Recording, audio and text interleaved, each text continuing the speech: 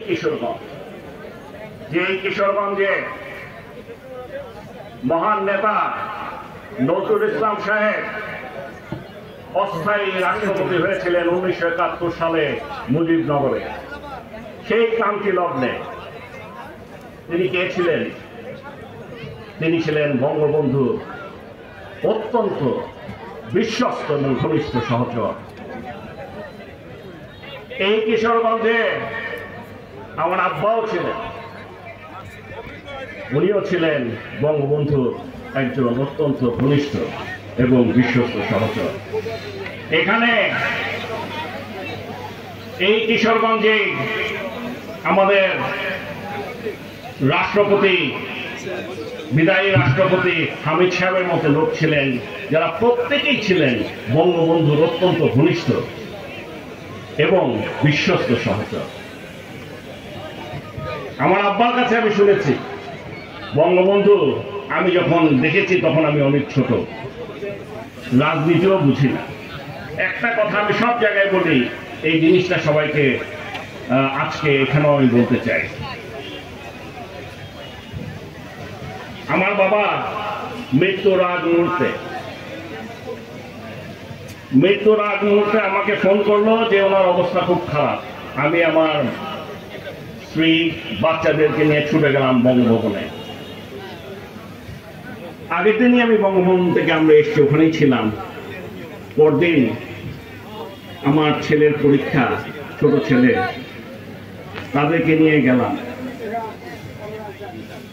Phone আসলো যে ওনার শরীর খুব খারাপ হঠাৎ করে। আমরা অবাক হলাম। আমি বললাম এত তাড়াতাড়ি কি হলো? আমি আমার পরিবারের সকল সদস্যদের নিয়ে চলে গেলাম বঙ্গভবনে।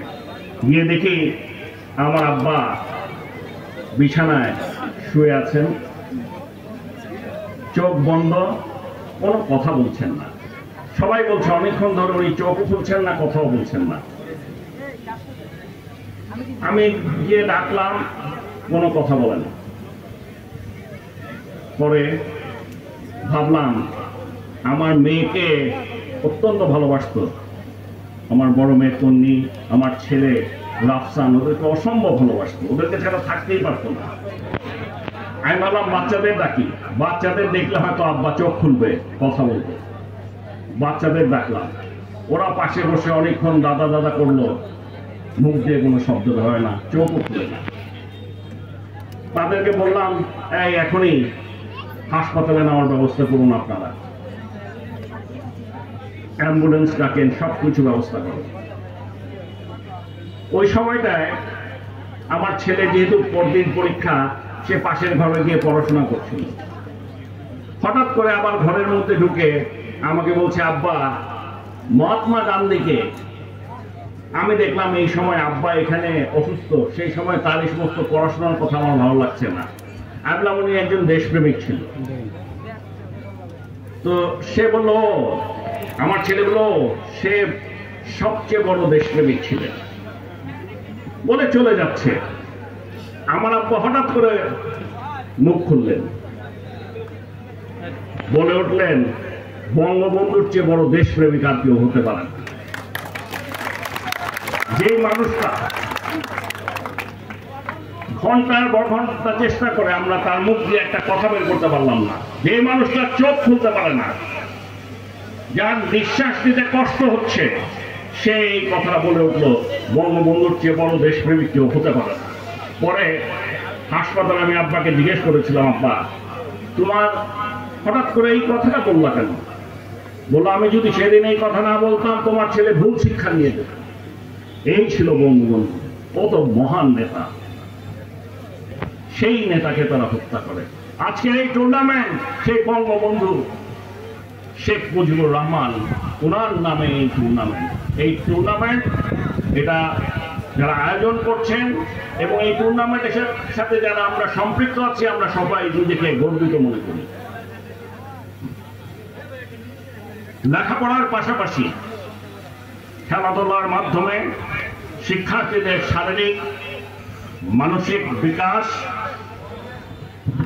প্রতিযোগিতার মাধ্যমে সহিষ্ণুতা, মনোবল বৃদ্ধি ও খেলায় উৎসাহী করার লক্ষ্যে বঙ্গবন্ধু শেখ মুজিবুর রহমান আন্তঃ কলেজ ফুটবল টুর্নামেন্ট আয়োজন করা হচ্ছে। বাংলাদেশের মানুষ ক্রীড়াপ্রেমী এবং অন্যান্য যে কোনো দেশের মতোই ফুটবল এখনো বাংলাদেশের সবচেয়ে জনপ্রিয় খেলা।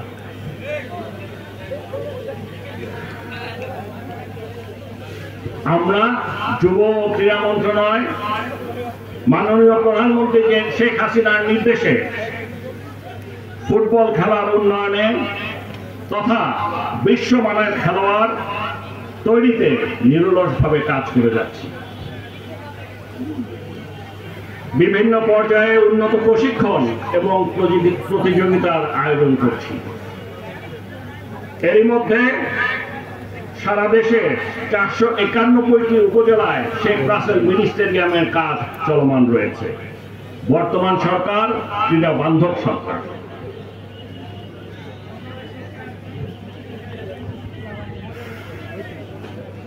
আমরা আশা করছি এই টুর্নামেন্ট থেকে উঠে আসবে উদীয়মান প্রতিভাবান ফুটবলার। তরুণরাই এ দেশের মূল চালিকা শক্তি। আসলে মাননীয় প্রধানমন্ত্রী বলেছিলেন যখন প্রথমবার নির্বাচনের সময়, কি বলেছিলেন? ডিজিটাল বাংলাদেশ গড়ব। তখন অনেকেই ভেবেছে এটা আবার কি জিনিস, ডিজিটাল বাংলাদেশ কি জিনিস। আমি সবসময় কথাটা বলি, ডিজিটাল বাংলাদেশ কি জিনিস বুঝে না। এখন একদিনের জন্য যদি মোবাইল সার্ভিস বা ইন্টারনেট বন্ধ করে দেই তাহলে সারা দেশের মানুষ পাগল হয়ে যাবে। এইটা হলো ডিজিটাল বাংলাদেশ। এরা তখন বুঝে না। এটা মাননীয় প্রধানমন্ত্রী বলেছিলেন এবং উনি এটা করেছেন। মাননীয় প্রধানমন্ত্রী জননেত্রী শেখ হাসিনা বলেছিলেন পদ্মা সেতু আমরা নিজেদের অর্থায়ন করবো। মানুষ বলেছে পাগল, জীবনও সম্ভব না। উনি করে দেখিয়েছেন। দেশে বিদেশে ষড়যন্ত্র চলছে। স্বাধীনতার বিপক্ষে শক্তি, স্বাধীনতায় পরাজিত শক্তি তাদের বিদেশি দোষদের নিয়ে ক্রমাগত ষড়যন্ত্র করে যাচ্ছে। দেশ স্বাধীন করেছিল বঙ্গবন্ধু, সেই জন্য বঙ্গবন্ধুকে তারা নিঃশেষ করে দিয়েছে। এখন দেশ এগিয়ে যাচ্ছে জননেত্রী শেখ হাসিনার নেতৃত্বে, এটা তাদের সহ্য হয় না। আমরা একটা গরিব দেশ থেকে একটা উন্নয়নশীল দেশে পৌঁছে যাচ্ছি ইনশাআল্লাহ 2026 আর একটা বছর পরেই। এইটা তাদের কারো পছন্দ হচ্ছে না। তারা হুমকি দামকি দিয়েই যাচ্ছে, চাপ প্রয়োগ করেই যাচ্ছে। কিন্তু একটা জিনিস ওরা বুঝে না, আরে মাননীয় প্রধানমন্ত্রী শেখ হাসিনা তো খালি একজন প্রধানমন্ত্রী না। কাকে তোমরা ভয় দেখাও, কাকে চাপ দাও? এরা বঙ্গবন্ধুকে ভালোবাসার জন্য, এই দেশের মানুষকে ভালোবাসার জন্য কোন ষড়যন্ত্র কাজে দেবে না। এখন মাননীয় প্রধানমন্ত্রী ঘোষণা দিয়েছেন আমরা স্মার্ট বাংলাদেশ গড়ব। এই স্মার্ট বাংলাদেশ আবার আমরা পারব না, আমরা বেশি এখন আসলে আমরা পারিও না। এই স্মার্ট বাংলাদেশ গড়তে হলে এই তরুণ প্রজন্মকেই এগিয়ে নিয়ে আসতে হবে। তাদের পক্ষে সম্ভব স্মার্ট বাংলাদেশ গড়া। আমি সেই জন্য তরুণ প্রজন্মকে বলছি, উপযুক্ত নাগরিক হিসেবে গড়ে উঠতে লেখাপড়ার পাশাপাশি খেলাধুলা সংস্কৃতি চর্চা করতে হবে, যা মেধা ও মনন বিকাশের সুযোগ করে দিবে।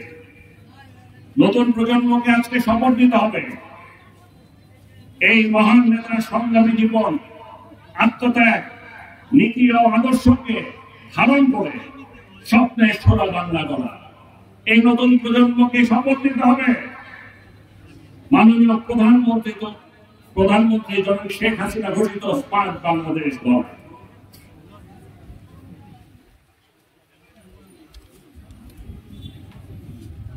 আমি ফুটবলে আমরা পিছিয়ে আছি। ফুটবল না শুধু আমি আপনাদেরকে বলছি, ইনশাআল্লাহ আগামী 4 বছরের মধ্যে খালি ফুটবল না, অন্যান্য খেলাধুলা সহ আমরা আন্তর্জাতিক পর্যায়ে সবাই সাথে লড়াই করবো। কাউকে ভয় পাই না, আমাদের নতুন প্রজন্ম কাউকে ভয় পায় না। এই যে প্রথমবারের মতো বাচ্চা বাচ্চা ছেলেগুলো খেলতে গেছে, ক্রিকেট খেলতেছে, এই যে আমরা সুপার 8 উঠলাম, এটা কিন্তু কখনো পারিনি।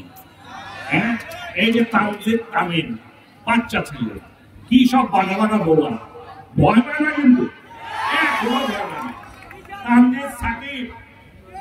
বল করেছে, এটা একটা বাচ্চা ছেলে জীবনে প্রথম খেলতেছে, এইসব দলের প্লেয়ারদের দেখেই নাই, নাম শুনছে খালি। হ্যাঁ, বল করেছে কিন্তু ভয় পায় না। বড় বড় প্লেয়ারদের ওই থেকে আসবে, রিশাদ হোসেন বাচ্চা ছেলে, বলই বুঝতে পারবো না। হারতে পারি আমরা হারতে পারি, কিন্তু কাউকে ভয় পাই না, লড়াই করে জিতবো আমরা। এবং এটা একমাত্র সম্ভব এই নতুন প্রজন্মের মাধ্যমে। পরিশেষে আমি শুধু একটা কথাই বলবো, আজকে এই অনুষ্ঠানের সাথে যারা জড়িত, এই আয়োজনের সাথে যারা জড়িত, এই বঙ্গবন্ধু শেখ মুজিবুর রহমান